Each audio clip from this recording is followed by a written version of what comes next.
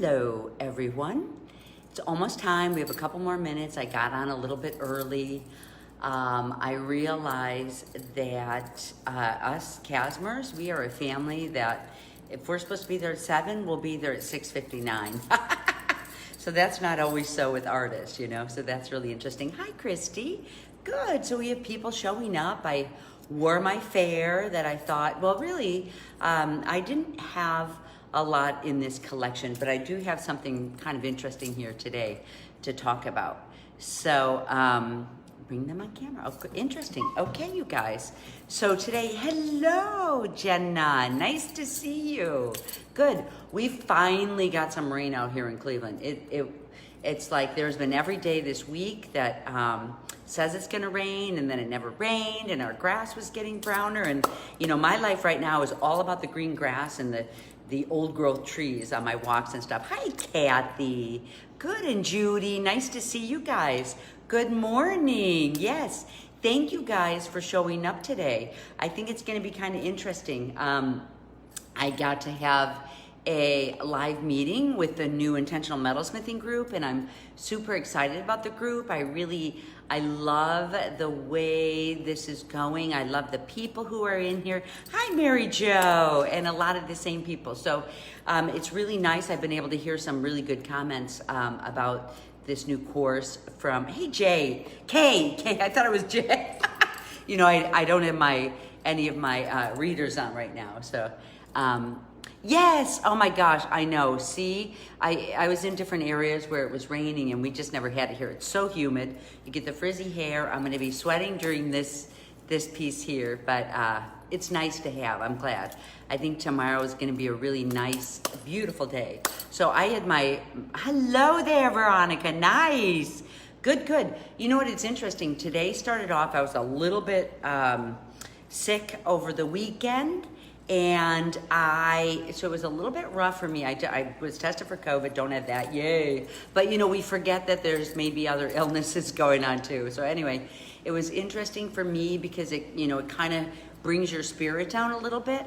So I realized what a gift that was, believe it or not, because as I was walking today on my walk, I realized, how much I'm putting together this book about undoing and, really getting at the heart and the core of who you are in your jewelry.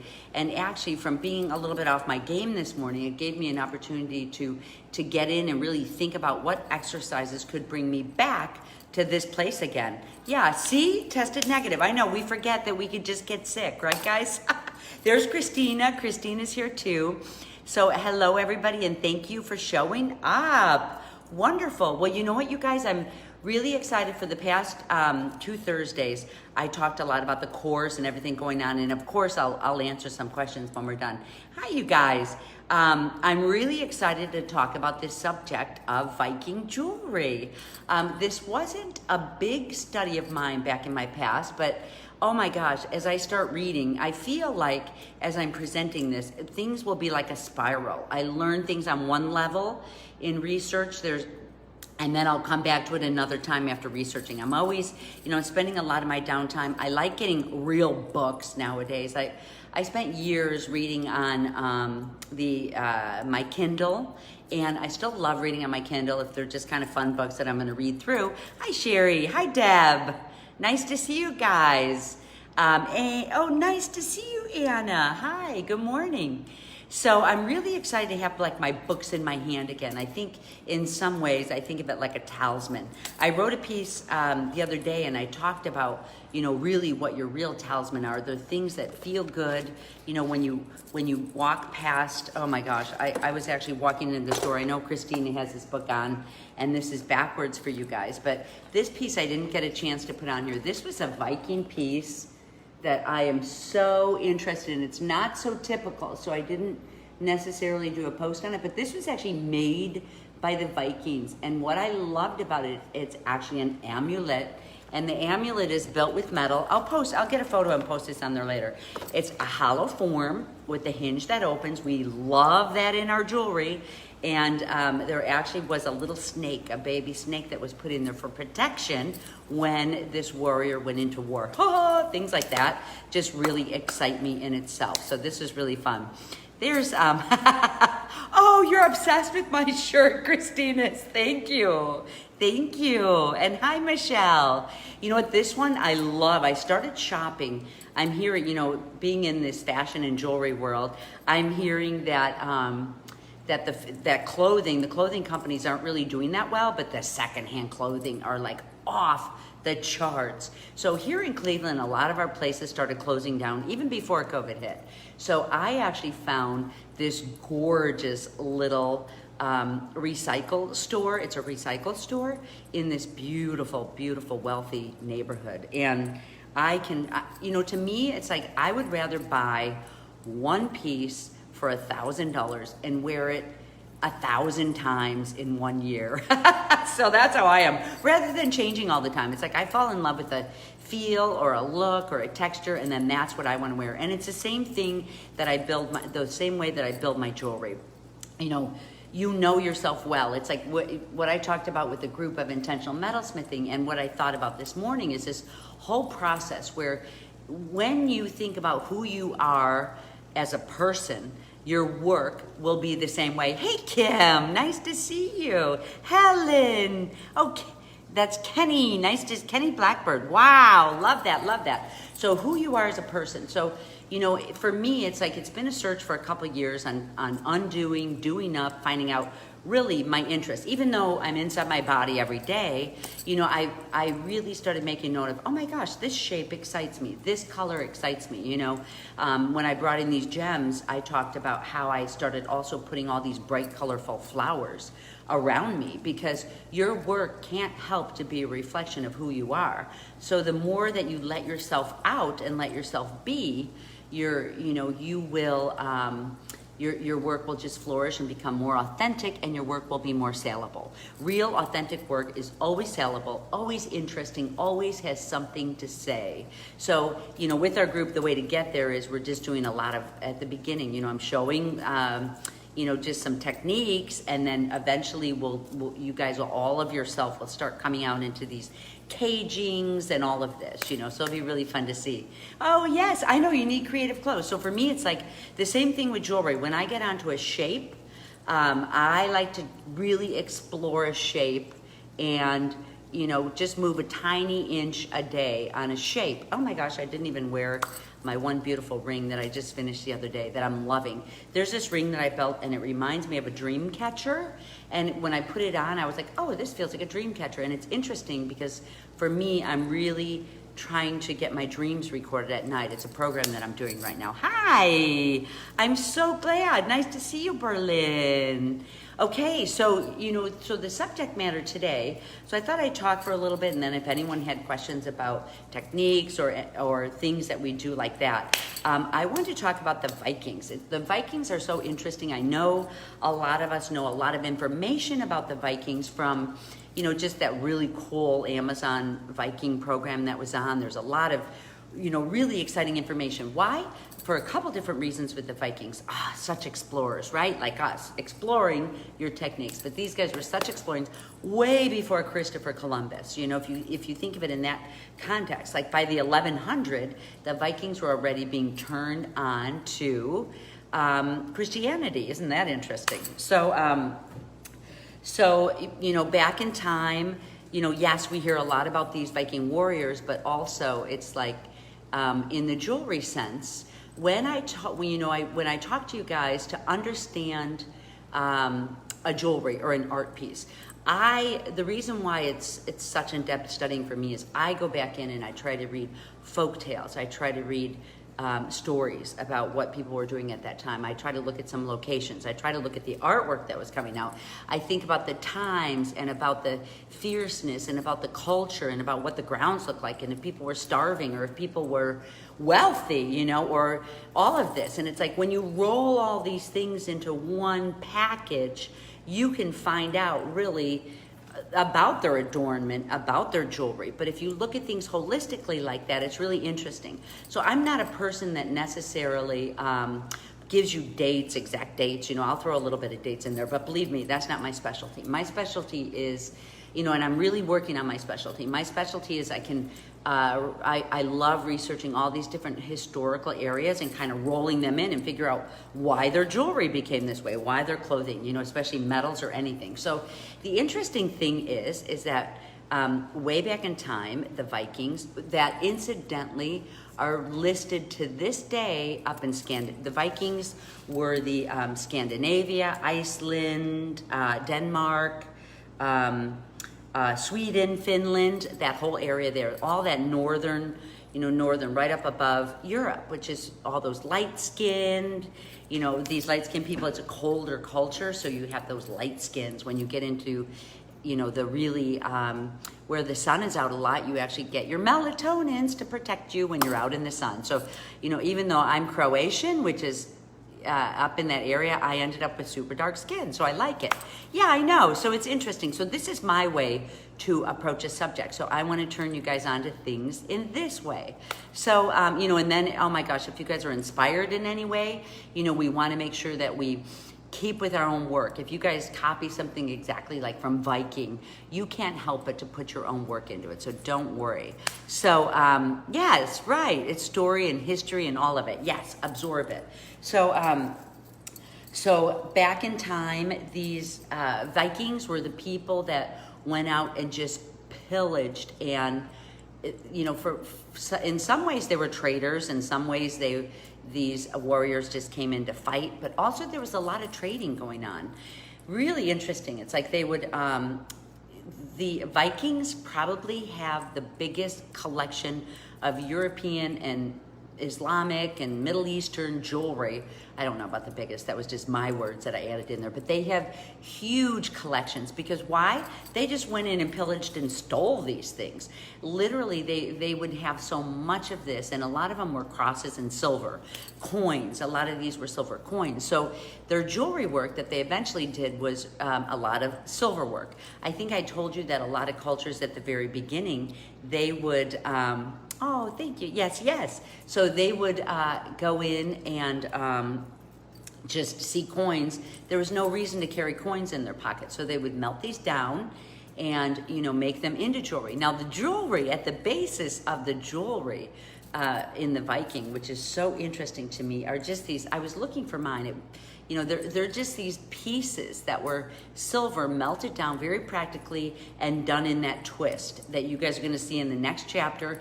Many people know that twisted wire. I'm going to show you a little piece of it right here. You know, this is my twisted wire that I actually twisted, and I'm going to show anyone who doesn't know how to do this. This is actually going to be in the next chapter of intentional metalsmithing. But these were done on a very large scale. I don't have a photo for you. I picked a couple of them to put up here on my site just to give you guys some reference on this subject matter. But, you know, really large ones of large pieces of silver that were twisted together.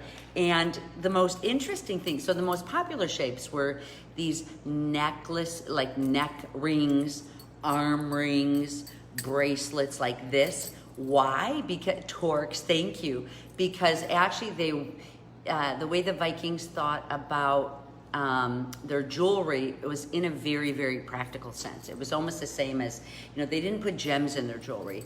At one point, they traded a lot of beads, and, you know, up in Italy, so many different things have been found in these dug up places. So when these Vikings would come back with all of this silver, they literally would bury a lot of them. A lot of the jewelry would get buried because they didn't want someone to steal it. They didn't want, you know, any of this trouble, and then it would be dug up and trade if they needed it. But still, to this day, the people are excavating these areas and finding beautiful digs of this jewelry from, you know, the Muslim people, Middle East, you know, from all over different areas. So it's really interesting. So even though when you talk about Viking, you see pieces like this in the works, it wasn't necessarily used or worn in that way. They were just taken, some of them melted down the coins, put into these twists of armbands, of bracelets. Some of the rings were made later on, like maybe even getting close to like the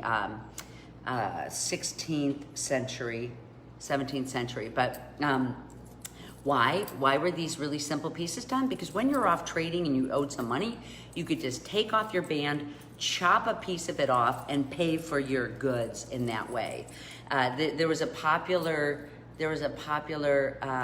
armband that was done that literally was a spiral. And if you think of it, maybe a 14 gauge spiral just done really long, it saves you time. Now you've got a big chunk of money on your arm or on your bracelet. Looks good, you look cool, you're feeling good, but you also can take that off and chunk off pieces. Thank you, Deb. Yeah, thank you. I know, oh my gosh, you're Scandinavia. You need to really check into this then, Jenna, because this is so interesting. Cultural appropriation, this is your culture, girl. We all can, we want to really stick to who we are and what our history is. How amazing would this be? You saw the piece with the snake in the amulets and talisman. What I also love, I showed you this book too. This book, anytime, this is done a professor who really is writing about suppressed historical archives. And Christina posted this up for you guys. But you see the title is Witches and Pagans. For me, you can't really hashtag witches or you're gonna get some crazy stuff going on, but when you think about it, a lot of our thought process is very Christian based. So if you think differently, like the Vikings did way back when and had different gods like Thor, that's the category you're going to be put into. Isn't that interesting? So whenever you're, especially back in time, so whenever you're researching ancient, you're going to find your books titled a lot about witches and warlocks, but there are a lot of this pagan, a lot of pagan information, which is so interesting. This book is really about Scandinavia, about Vikings, about women in European folk religion. Isn't that an interesting title? From 700 to 1100. So, which it's really interesting to put a time factor on all this that happened, because, if we think about Christopher Columbus coming to the United States, because we grew up in the United States just getting United States history. I don't know if you guys, but it's like we get it over and over and over again. And we're like, I think the rest of the world exists, but we really heard a lot of American history. We knew, did trips over to Jamestown and all that. But Christopher Columbus came over in 1492?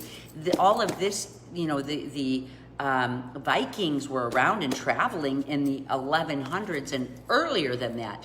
Oh, there we go. Yes. So yes, exactly. So it's like wearing a change purse. So it actually is, these Viking people were some of the very, very early travelers. There was, and just kind of some people got left back. They were so brave. They were so adventurous. Be proud of yourself, from that culture. And I posted, there was a piece on there that I posted of a cross that was done in the 1100s. The thing that fascinates me so much about that cross, it was a Viking cross made by the Viking people, because remember, a lot of the jewelry was just kind of brought in and recycled and thought of it in a very practical way. In fact, iron was much more valuable. I mean, they knew trade could be done with all this jewelry, but iron was so practical because you built your tools with it, you built your swords with it, you built, all of this other type of work. So really, for such a long time, iron would, be a more valuable product to work with. And there's also a piece up there that I liked a lot. There were the little Thor hammers that was done in the 1100s by, and that's actually in this National Geographic book. The reason why it's made of iron, isn't that interesting? I've never had, you've never heard of like another culture necessarily, me to this point, I'm sure there is, but that really thought about building their jewelry with iron. But of course it was so strong and so sought after. So the other piece up there, the thing that fascinates me about that piece is that you can tell already that the spiritual religion that the Viking people had was already being influenced by Christianity. Christianity, boy, that is a really interesting subject to me because we had our missionaries everywhere. You know, it was in Italy, and everybody followed suit to Rome, and what was going on in the whole Roman era. So I love seeing, one of the most fascinating things for me as I travel into different cultures is I love seeing how different cultures metamorphosize or morph their Christianity into their own religion. So it's so fascinating. Did you see there's a bird on the cross? There's actually their pagan bird, and he literally is strung up like Jesus on this cross, and it's a Viking cross. So it's like, wow, it just blows me away. Those type of relics just excite me so much because, so those type of things just really, really excite me. And, you know, to see how Christianity is influenced and to see how you can't help but to let go of your own beliefs that you've come to believe and love. And even if you are accepting another religion in there, you know, it's interesting to see how they kind of meld together and go. So that piece was so fascinating to me, and that was in here too. So, you know, that really, with the Viking people, back in time, so there's this whole era of time. You know, actually really early on in time, the only real pieces of jewelry that were really worn were these kind of big pieces, like this one actually isn't from that era, but just kind of the guys would wear round and the women would wear ovals, and it would literally hold their straps together onto their piece. And the guys would use it to pin up you know, maybe a scarf across the front. So that's kind of interesting. So, oops, somebody, actually, I think Christina, somebody's selling something on here. But, so it's interesting, when the Vikings started traveling back in the 1100s, kind of how we know about Christopher Columbus, they did a lot of trading too, not just pillaging and not just, you know, killing and fighting. They did trading. So they started seeing what these other countries needed. They went to Russia, they went to Middle East. When they went to actually the Muslim areas, kind of crazy. It's like when we think of slavery, of course we have all this guilt here in America and in Europe, but it's so interesting because the Scandinavians actually collected these Eastern European people and brought them over to the Muslim world and traded off as slaves. So they sold them off as slaves. So I don't know, man, I mean, we know about all of this. It's just really digging into this history, like in Egypt, in, you know, the Middle East, all this area. And so anyway, they did silk. They went to China, got the silks. They went, you know, bartered jewelry. They were really, when they were moving around, they were really interested in not really the beauty of a piece of jewelry.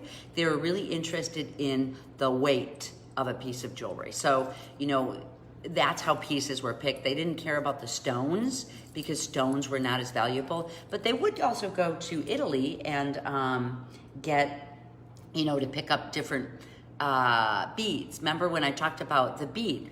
I wanted to show you guys this scale because every this is from Turkey, from the Middle East, but the Viking people, actually, the traders, started picking up these type of scales.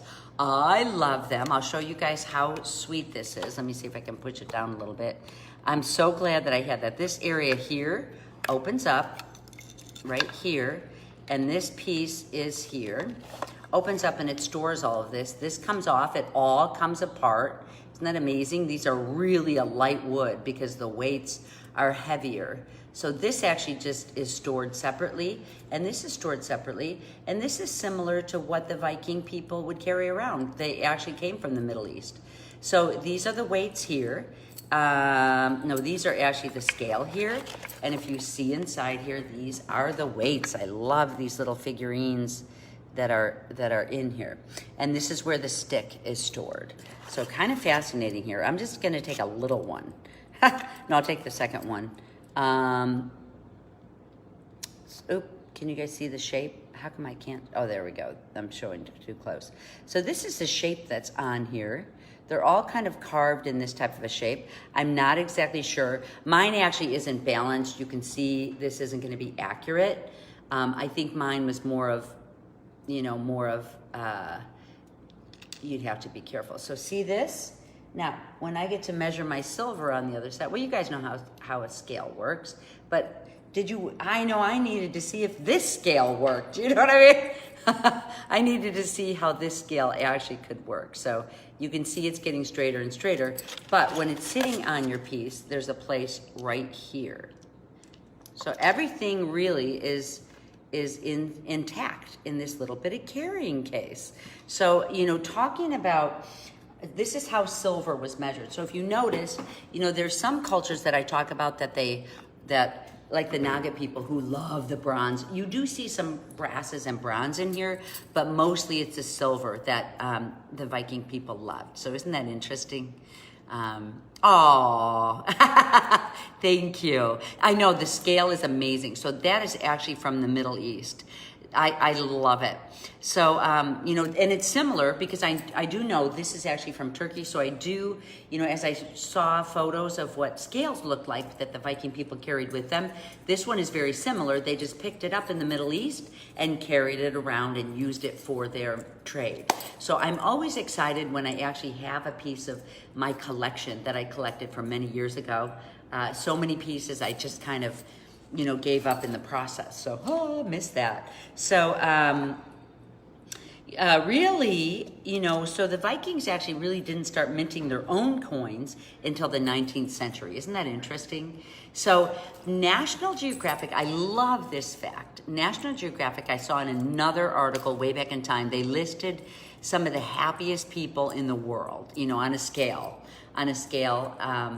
And the Scandinavian people were considered right up there in the top 5, which is so interesting. One was Costa Rica, one was Canada was up there pretty high, guys, but higher than the United States in like an overall happiness package. But one of them was Scandinavia, which was really up there at the top, which I thought was so interesting. But then it's like, if your consciousness, if your ancestors are coming from a place of such freedom, freedom and exploring and all of this, you have such a free spirit. So it's so interesting, I feel like, they say, I have read, I don't even know where I could reference this from, but I have read, like, the Irish, if you're Irish, which I'm a little part of Irish myself, and I think there was someone who is from Ireland who is coming in to say this, the Irish, there was, during the Great Potato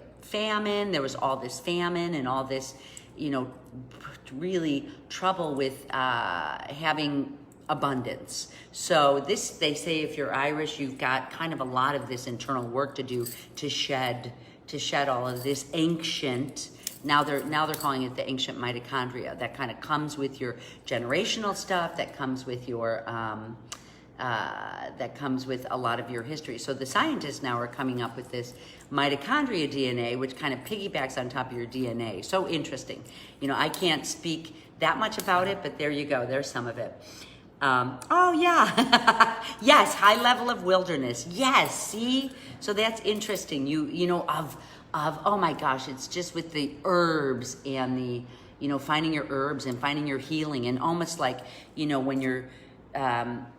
I love this idea of using, going out and growing your herbs. A friend of mine who has that Scandinavian descent, she lives in New York City, Karen Michelle, oh my gosh, I love her to death. She's a beautiful artist, but she also really has been doing her own research on different plant medicines and just what's around you. I see all this research done on plant medicines around you. And what I realized what she was telling me is that in an area, right in New York City, she's like, right in New York City where she lives, she said, in an area where anyone lives, when a certain like sickness or deprivation or something kind of hits you, you're gonna find, she said, you will always find just different herbs or weeds that start growing around you.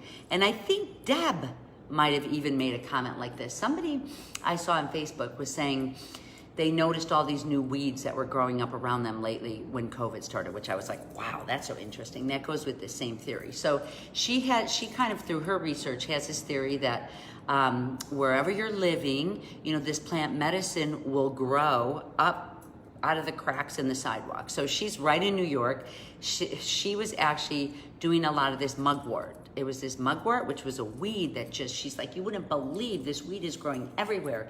You know, you're stepping on it. It's coming out of cracks. It's coming out of cement, you know, anything just to grow. So she started harvesting this mugwort and drinking it as teas, and she made this potion, almost like, I want to say potion, but it was like a liquid, like something you rub on your body. But she's also like, rub this on your body before you go to sleep. It helps you sleep, it helps you dream. So it's just really interesting, you know, all of this type of history in different cultures. Now, how does that get us back into, you know, in thinking of this way, how does this whole concept of Viking and the concept of the way these people lived and the way they wore their jewelry, you know, it seems to me a very, very practical sense. Like, oh my gosh, you know, the Viking people had more of a practical sense with their jewelry. It was more about money and trading. It wasn't like me, I just, oh my gosh, I love the gems. This one makes me feel good and I want to look, you know, great, and I want to make a statement of myself. So, you know, it's a whole different mindset. You're going to see every single mindset when you get into adornment and jewelry. It's just part of the culture. So if that makes sense. Yeah, see, Mother Nature has our back. Thank you for that. Yes, I love that because it really is true. So mugwort was used by the Vikings as well. You are so smart, Janie. I love that. See, so it's like, look around, you know, look around at your weeds. It's interesting. When I lived in Chicago, I remember there was a lot of chamomile that was growing in my backyard. Why did I know that? Because a friend of mine came in from Puerto Rico, and oh my God, this guy was fascinating. He bought like a 50-cent bag of lentil, went out in my yard, hunted these things that we would just mow down, you know, hunted these things, picked chamomile, picked whatever this green was, and went in and cooked this big meal. So fascinating to me. Remember, I love this simplicity, living life simply, which then extends into the way that I build my jewelry, simplicity. You know, I would rather take a simplistic method and build complex. So this is why I am so fascinated with, you know, getting back into this simplistic style, getting at the roots of things, looking and expanding. And, you know, so what, as a jeweler, what could you build from this whole concept talking about today? You know, it's like we brought up the idea of weights and scales. We brought up the idea of, you can see just the way to me, a marker for me is that cross that was done in the 1100s that literally has a pagan bird, you know, instead of the human shape, which, oh my God, it fascinates me, you know, and just this thinking process. So then you know how everyone thinks differently and how we all are going to have our own voice in jewelry and in adornment when we start building our own work. So coming full circle, you know, as we're building our own work, you know, here's just one aspect of it from a very practical standpoint. And that's really the whole concept of what I want to talk about. You know, iron, here's a place where iron was valued because they value tools and fighting and, you know, farming, which is also these iron tools as well. So, spell check, green zones such as, okay, yes, they eat their own weeds. That's so interesting. I love that. So how about this? It's like, mugwort is good for the lungs, and isn't that what COVID is about? Isn't that interesting? So, yeah, so, you know, I think preparatory ahead of time, she actually was talking to me about this last summer. So it's like maybe we were all, you know, maybe in the preparation of this. I see so much going on now, which is so fascinating to me about you know, just getting in there and using these herbs as healers. I think it all started with that ayahuasca. When ayahuasca came in, whether it's something you do or not, when the ayahuasca came in, you heard people when they'd go into these trances, they would talk about you know, that the plants have their own voice, which it's like, interesting. I'm gonna have to let that thought process digest, you know, and do my own research on that. And I'm seeing all of this information come up. Oh my gosh, of course, Kathy. I know, it is so interesting. Went to New York, England, and saw ancient Viking jewelry. Nice. Wonderful, wonderful. See? So some subjects, like I said, this isn't necessarily a subject I came across all the time with my work. I always loved these Middle Eastern. Right now, you guys see I'm kind of doing this Moroccan style, and India, you know, I'm really fascinated with India right now with the gems and with all of this filigree work is India. This filigree work is India. And I did also just get in the mail yesterday a book on getting around in India. And by the way, you guys, I actually have posted on my website the trip for India. There's 2 people signed up, and I think there's a couple other people that maybe were interested in coming up to India. So India, it's actually called a gem, like it's a gem research. We're going there to find gems. We're going to look at the way the silver work is done. We are going to research that Indian jewelry that is just so profound and beautiful. You know, in some ways, it's like the Moroccan jewelry and the Indian jewelry of the traditional Indian jewelry. The contemporary traditional Indian jewelry is really beautiful and still worn for weddings. But that's going to be another subject, maybe next week. We'll see. I'll see what I can find. Oh, I love that, Mary Jo. Yes, plant consciousness. So very, very, yeah, there's Jay. Are you interested, Jay?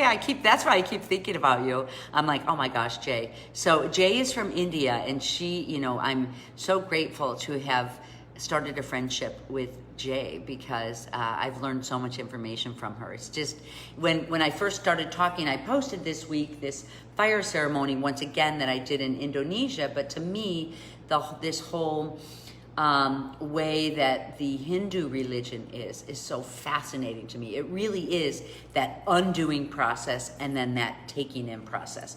That's going to be another conversation too. So, okay, you guys, is there any questions or any comments about, that's as far as I'm going to go with Viking, but like I said, maybe I'll do a spiral and come back around again, you know, and talk like in a broader subject or in another different aspect. There's so many different conceptual aspects about culture. So my work is cultural studies, and this is how I get to my jewelry work in these type of studies. So I hope that makes sense. Oh, Kim, oh my gosh, yes. Who brought the mugwort in? Was that you, Kim? Was that mugwort? So Kim, we were out in Indonesia, and Kim brought in mugwort. I totally forgot about that. And we put it behind our ears to go to sleep. And it was incredible. That was pretty cool. That's Kim. Kim is a beautiful jeweler. I don't know if you guys know her work. She's done some beautiful detailed drawings, but jewelry too. I have a talisman that she built for me that I have right above my front door when I come in and out. Beautiful. And so she does a lot of things with plant medicine too. So there was like a little tiny bone, tiny bones meticulously tied in all of this. So that's Kim. So, oh my gosh, Kim. I'm so glad to see you showing up today. In my right hand, this one actually is tourmaline. It's shale. It's tourmaline shale, and this one actually is a tourmaline shale too. Look at that. Oh my God, I love that tourmaline shale. All I love about this is the cracks that are on there. And this one is some of my gems that I have. That is carnelian, and I decided to build a normal ring. Wow, I'm gonna build, but it had to be higher. You know, this kind of reminds me of the Middle East. It's built higher. It has 2 layers. You know, it has 2 layers of the granulation, as you can see. And then this ring this is the carnelian. This is the rose quartz. That actually is in the gems too. This one is walrus. Ancient sliced walrus bone. So that's kind of interesting.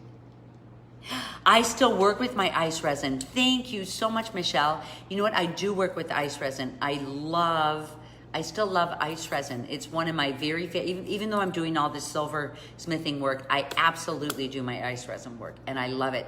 And in fact, you guys, I wanted to mention, I keep forgetting, there's some really fun bezels on the ice resin site. That are really inexpensive. They're smaller. They work really good. They're not making our own bezels, but if you want to pour resin, let me go grab those. I've been wanting to show you guys these.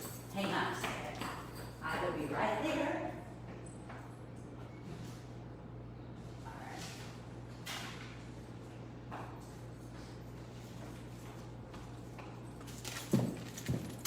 You guys got to see my tools. Okay, this is actually on the ice resin site, if anyone is interested.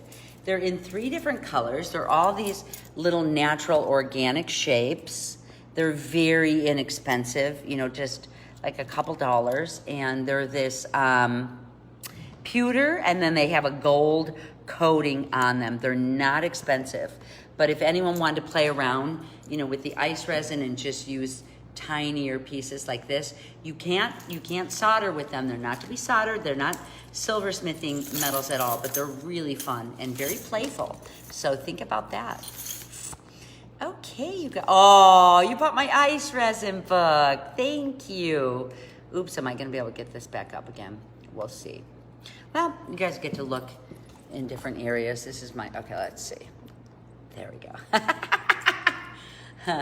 I will have more gems. I actually am I do have some smaller gems here, but I'm just getting in these beautiful pieces that I've been working with.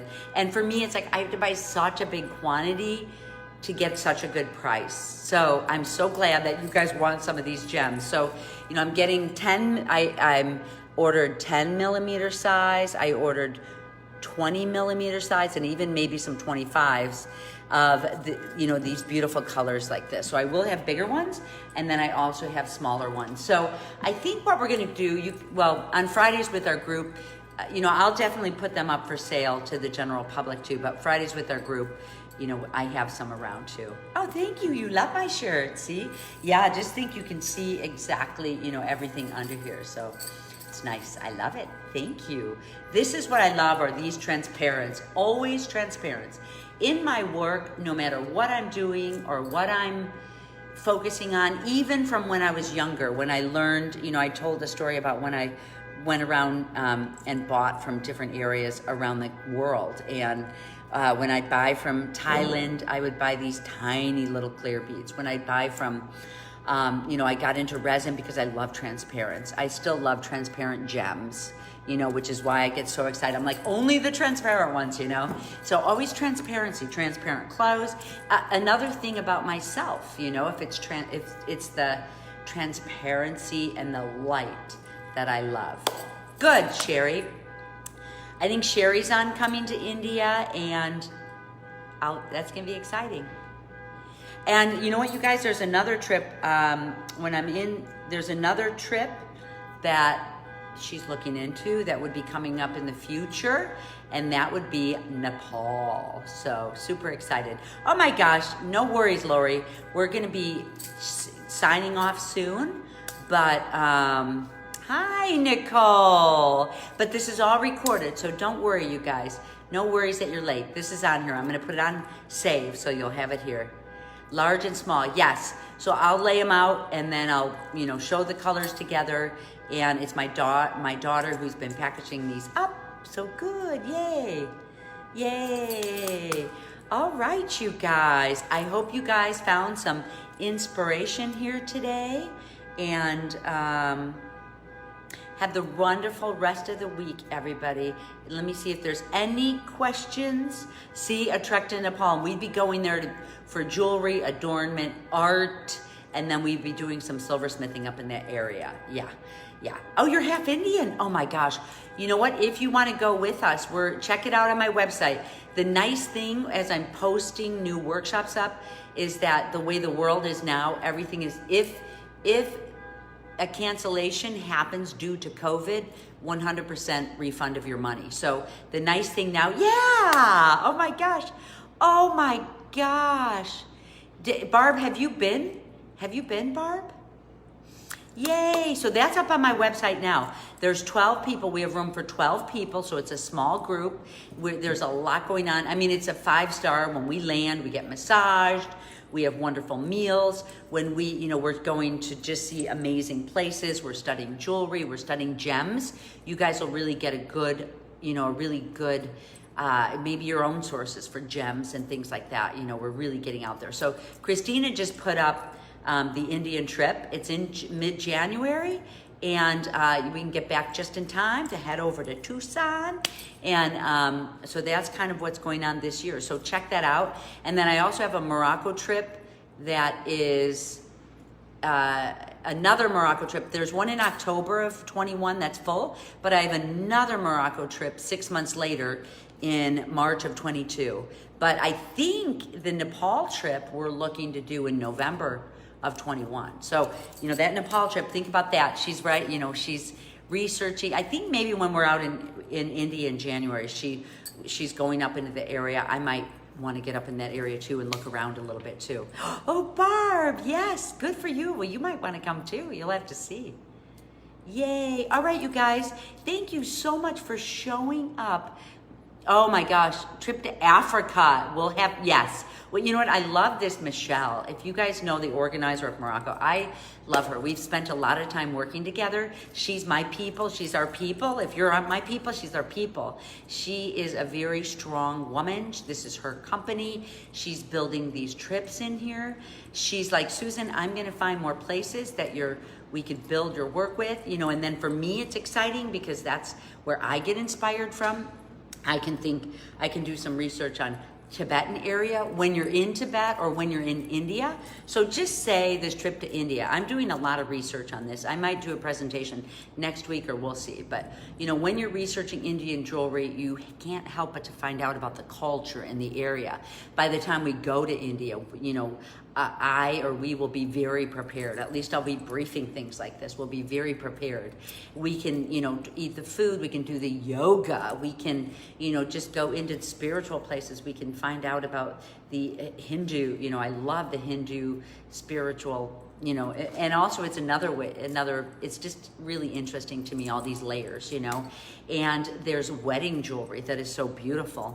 That actually Jay turned me on to this jeweler out in India who does this beautiful, oh my gosh, you just wear these really big pieces, you know, so it's so interesting. But I always like the real ancient jewelry in studying history, so we're going to be also seeing a lot of that. And then when we're in India, I have a 5-day workshop there. So the whole trip is a 15-day tour. And then I have 5 days to work with you guys where we'll have incredible food. You know, everyone can come in and do yoga and we can stay in the same place for 5 days. You can do your yoga. We can go into the workshop. We can build on what we have absorbed. And you're going to find your work there. You're going to build different work than you would ever imagine doing in the United States. So then when you bring this work home with you and you're in your studio, you can't help but to put a little bit of this style into your jewelry. And this is the way it all works. You know, you go out, you experience, you undo, you do up, and then you go in, you know, you go into your studio, you clear, and you're gonna build this type of work. And it's the way that you grow and become more and more of your authentic, personal, true self. Make sense?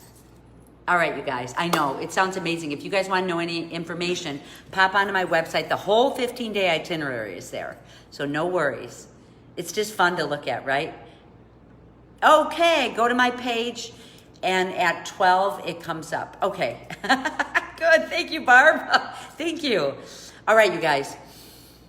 So nice to see you guys. Thank you so much for showing up, and you guys have a really nice day. I am glad to be here.